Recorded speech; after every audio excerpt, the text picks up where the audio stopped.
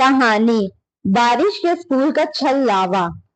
शाम के 7 बजे चुके थे। गांव के उस पुराने सरकारी स्कूल की खिड़कियों से टप टपकाते पानी की आवाजें किसी टूटे हुए संगीत जैसे लग रही थी। टप टप टप। गांव भैरवपुर का ये स्कूल कई सालों से बदनाम था। कहते हैं वहां बारिश के मौसम में कोई भी देर तक नहीं रुकता। बच्चों तक को सख्त मना था कि बारिश में स्कूल के पास मत जाना। लेकिन उस शाम राजीव नया टीचर वही फंसा हुआ था।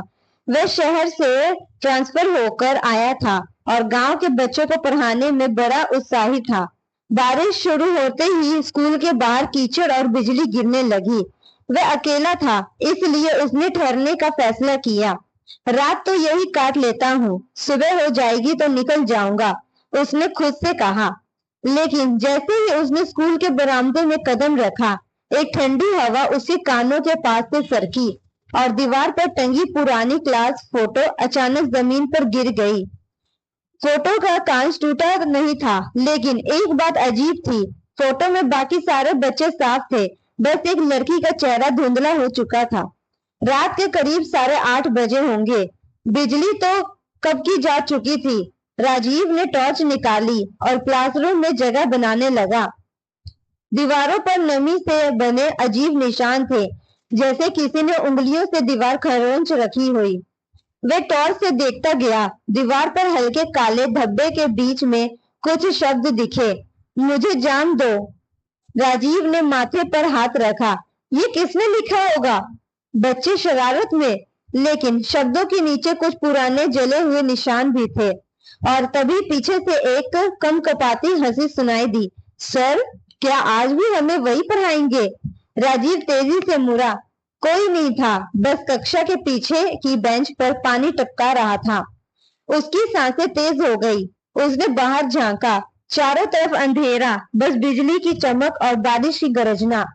रात के करीब 10 बजे राजीव ने थोड़ा खाना खाया और बेंच पर लेट गया।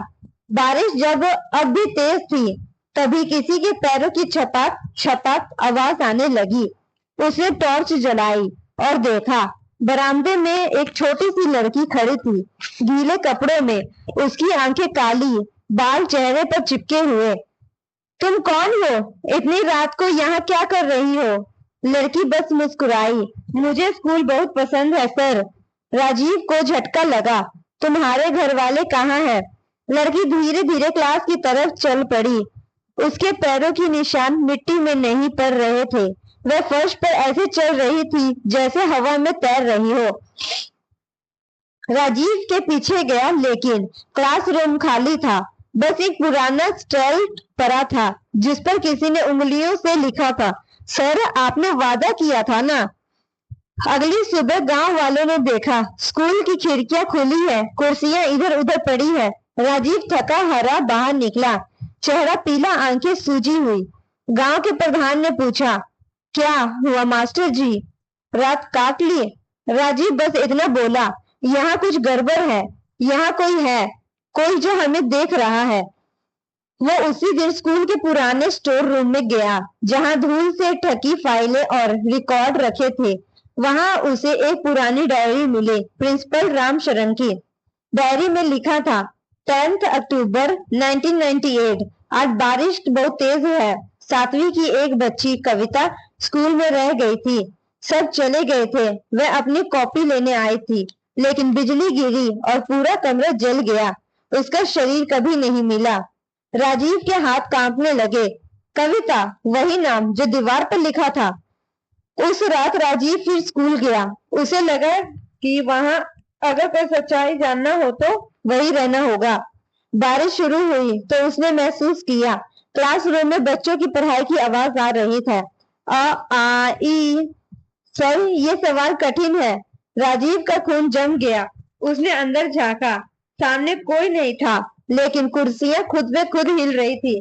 ब्लैकबोर्ड पर चौक खुद पे खुद चल रही थी और लिखा कि सर, आज फिर आप लेट क्यों आए? और फिर दरवाजा अपने आप बंद हो गया। राजीव ने जोर से धक्का दिया, पर बेकार लाइट की चमक में उसने देखा, सामने कविता की परछाई खड़ी थी। आंखें लाल, शरीर से पानी टपक रहा था। सर, आपने मुझे अकेला क्यों छोड़ा था? राजीव को लगा जैसे किसी ने उसका गला पकड़ लिया हो। मैं तुम्हें जानता नहीं, वह बोला। कविता बोली, आप ही थे उस दिन ड्यूटी पर। आपने कहा था कॉपी बाद में ले लेना, लेकिन मैं रुक गई, आप नहीं आए। राजीव की यादें लौटने लगी। 1998 में वो उसी स्कूल में इंटरनल टीचर था। वह लड़की कविता उसकी याद थी। वह हमेशा बारिश में स्कूल में रुकती थी। उस दिन वह भूल गया था उसे भेजना। बिजली गिरी तो और उसी के कारण वो बच्ची मारी गई थी। कविता की आत्मा सब बारिश के हर मौसम में स्कूल में भटकती थी। वह अपने अधूरे पाठ और अधूरे वादे पूरे करवाना चाहती थी। राजीव ने ठान लिया कि अब ये सिलसिला खत्म करेगा।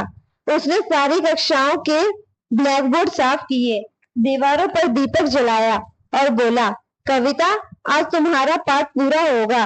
उसने बच्चों को कॉपी खोला। उनमें पुराने अधूरे सवाल लिखे थे। राजीव ने सब जवाब लिखे। बारिश तेज हुई, हवा चीखी और दीवारों से आवाज आई, सर, अब मुझे कोई डर नहीं। क्लास में सफेद रोशनी फैली। कविता मुस्कुराई। उसकी आंखों में अब शांति थी।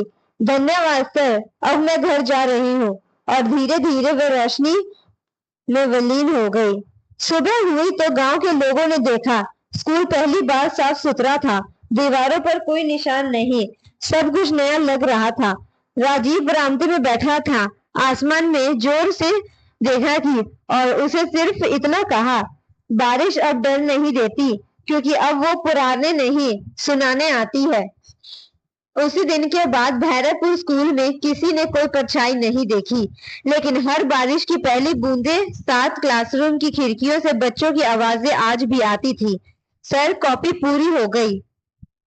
एक सिरन छोड़ देने वाली सच्चाई।